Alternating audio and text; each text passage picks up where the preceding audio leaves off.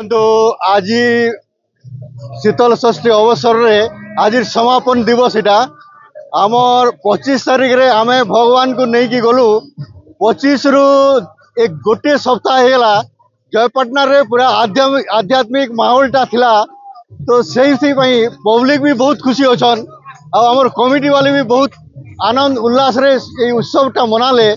तो देखन फास्ट रे काना हला बर पिता आमर जयंत कुमार पंडा आउ बर माता हेले श्रीमती रंजिता तापरे तांको घरू बरातटा बाहरी की सीधा दुर्गा मंदिर रे पार्वती माता सेठी विवाह उत्सव हैला परे धूमधाम रे बराती आसिकी एते वर्षा रे भी कम से कम भी 1000 खंडे लोक गाड़ी घंट तापरे वाद्य थिला तापरे हमर कीर्तन सबू थिला तापरे सेटा आसिकी बरजात्री बहुत खुशी रे कुकुड़ा नाच भी थिला हमर लागबेली रो।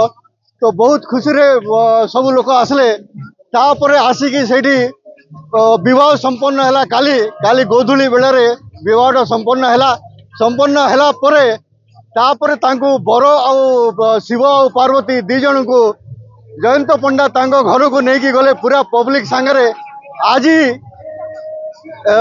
दी जन जो शिव और पार्वती माता गृह माने प्रत्यावर्तन हैला।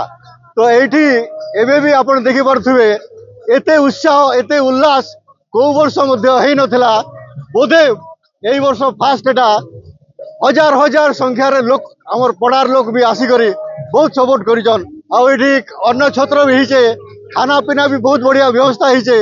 हो ठीक है धन्यवाद। हर हर महादेव। मो बहुत खुशी धूमधाम रे पालित होची जयपाटना शीतल षष्ठी 25 तारीख रु आज 1 तारीख हो गला आमे धूमधाम रे पालित करछु। जयपाटना रे आध्यात्मिक माहौलटा सृष्टि होइतिला। मो बर पिता है कि बहुत खुशी अच्छी। जयपाटना पब्लिक भी बहुत सपोर्ट कले और कमिटी भी बहुत सपोर्ट कले।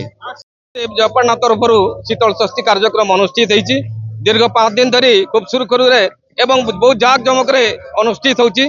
आज शिव पार्वती बाहागर पर मंदिर प्रवेश कार्यक्रम अच्छी आपण मैंने देखुवे हजार हजार संख्यार विभिन्न अंचल आसी लोक मैंने कार्यक्रम अनुष्ठित होती। जयपाटना निरा कार्यक्रम वास्तविक गोटे संस्कृति सामाजिक परंपरा सब जगह गोटे मिलन स्थली पालिटी आज एवं लोकारण्य आज जयपाटना उत्सव मुखर हो पड़ी।